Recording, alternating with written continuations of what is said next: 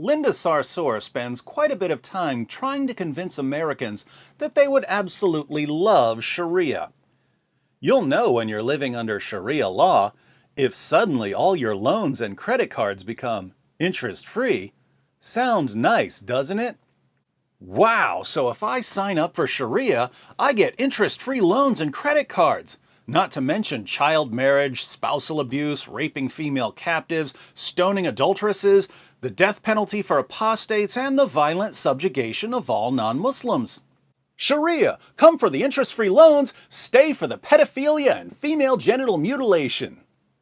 Speaking of female genital mutilation, you'll never guess who just got caught lying to all of her gullible followers about female genital mutilation. I'll give you a hint.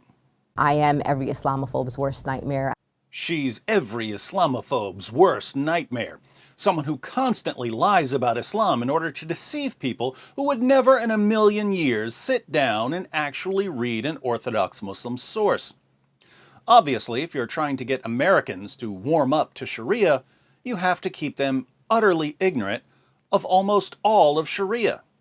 Just keep telling them about the interest-free credit cards until they're being forced to convert with swords at their throats. Police recently arrested a gang of female genital mutilators in a Detroit suburb. The 3 suspects are all members of the Dawoodi Bohra sect of Shia Islam. Now, as warped and twisted as our ethical views have become here in America, people still tend to agree that doctors shouldn't be chopping off little girls' clitorises. So who's going to step in and protect Islam from criticism? Everyone's favorite fake feminist responded to the arrests with, "Female genital mutilation has no place in Detroit or anywhere else in the world. Female genital mutilation is barbaric and is not an Islamic practice." I agree with Linda Sarsour that female genital mutilation is barbaric and that it has no place in Detroit or anywhere else in the world, but I'm confused by her claim that it's not an Islamic practice, mainly because Muslim scholars and her prophet say the exact opposite. For instance, the sheikhs at the fatwa site Islam Question and Answer were asked to comment on this topic. A concerned Muslim wrote, "Nowadays we hear that many doctors denounce the circumcision of girls and say that it harms them physically and psychologically, and that circumcision is an inherited custom that has no basis in Islam." Sounds like something Reza Aslan would say. I mean, the argument about the female genital mutilation being an Islamic problem is a perfect example of that. It's not an Islamic problem, it's an African problem. Well, wait. The scholars replied, "Praise be to Allah. Firstly, circumcision is not an inherited custom, as some people claim. Some people, including Linda Sarsour and Reza Aslan. Rather, it is prescribed in Islam, and the scholars are unanimously agreed that it is prescribed. Not a single Muslim scholar, as far as we know, has said that circumcision is not prescribed." Think about this. Linda Sarsour tells her followers that female genital mutilation isn't an Islamic practice. But actual Muslim scholars say that they unanimously agree that it is an Islamic practice and that they can't find a single Muslim scholar who doesn't think that it's an Islamic practice. Oddly enough, this would suggest that actual Muslim scholars don't regard Linda Sarsour or Reza Aslan as scholars, and yet Sarsour and Aslan are constantly paraded across news channels as experts. It's as if our news channels don't want accurate information about Islam. But let's see why Muslim scholars are unanimous on this issue.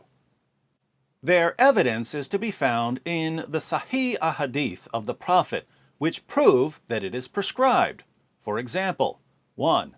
The hadith narrated by Al-Bukhari and Muslim from Abu Huraira that the Prophet said, "The fitra is a kind of natural predisposition human beings have because they're created by Allah, is 5 things, or 5 things are part of the fitra: circumcision, shaving the pubes, cutting the nails, plucking the armpit hairs, and trimming the mustache."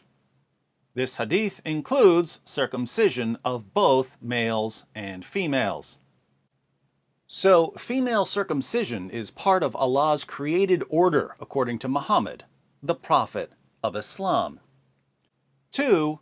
Muslim narrated that Aisha said, "The Messenger of Allah said, when a man sits between the four parts, arms and legs of his wife, and the two circumcised parts meet, then ghusl is obligatory."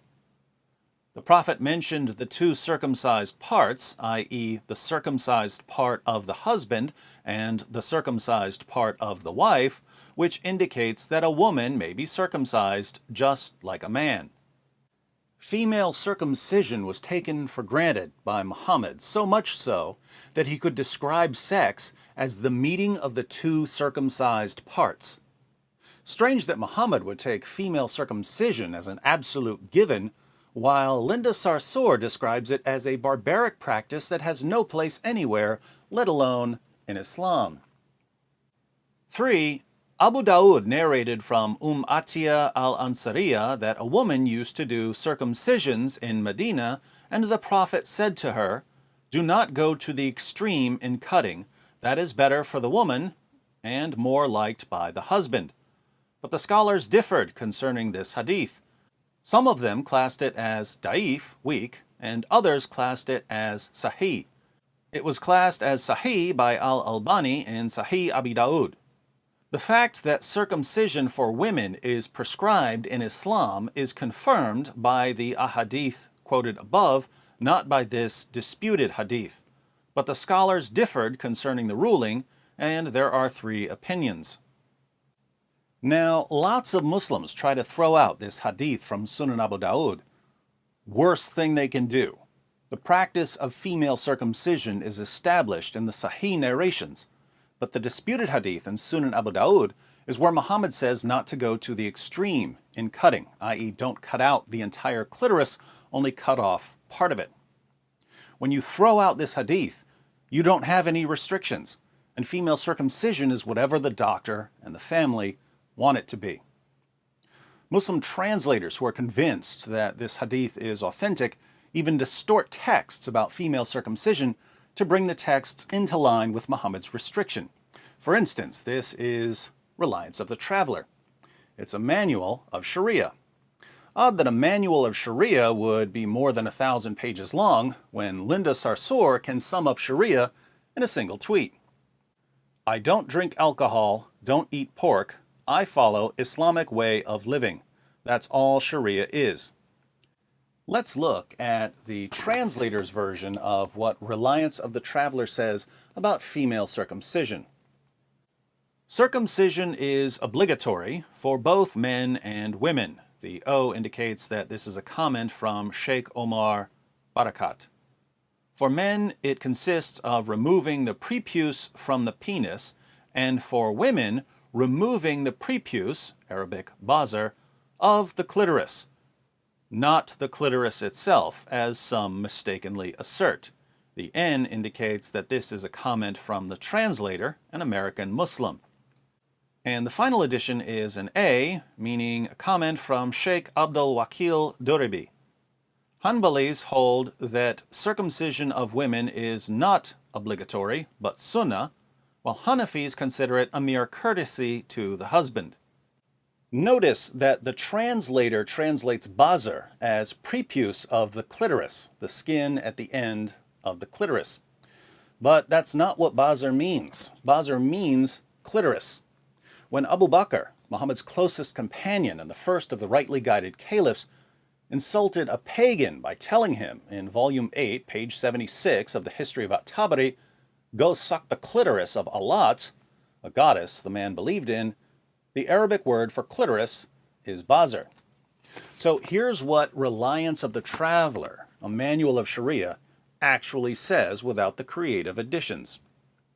Circumcision is obligatory for every male and female by cutting off the piece of skin on the glands of the penis of the male. But circumcision of the female is by cutting out the clitoris. This is called hufad. Reliance of the Traveler says that female circumcision is cutting out the clitoris, and that it's obligatory. The translator waters this down because he's trying to bring the ruling into line with what Muhammad said about not going to an extreme in cutting. If you call that a weak hadith, you're left with cutting out the clitoris. Is female circumcision starting to sound like it has something to do with Islam? Uh-huh. From an Islamic perspective, there are only two areas for disagreement. First, how much of the clitoris should be cut off. A scholar's answer to that question will depend on whether he believes that the circumcision hadith in Sunan Abu Dawud is strong or weak. And second, whether female circumcision is obligatory, a girl has to be circumcised, or it's just very highly recommended and you'll just be treated like a whore if you aren't circumcised. This brings us back to Islam question and answer. The three opinions of scholars are: 1, that it is obligatory for both males and females; 2, that circumcision is sunnah for both males and females; 3, that circumcision is obligatory for men and is good and mustahab for women. Mustahab means recommended. The scholars conclude, thus it is clear that the fuqaha of Islam, the scholars of Islam, are agreed that circumcision is prescribed for both males and females, and in fact, the majority of them are of the view that it is obligatory for both. No one said that it is not prescribed, or that it is makruh, meaning disliked, or haram, meaning forbidden. All of the scholars said that circumcision is prescribed for females. Most said that it's obligatory. No one said that it's disliked or forbidden. No one except American Muslims like Linda Sarsour and Reza Aslan. And here's what I find most amazing.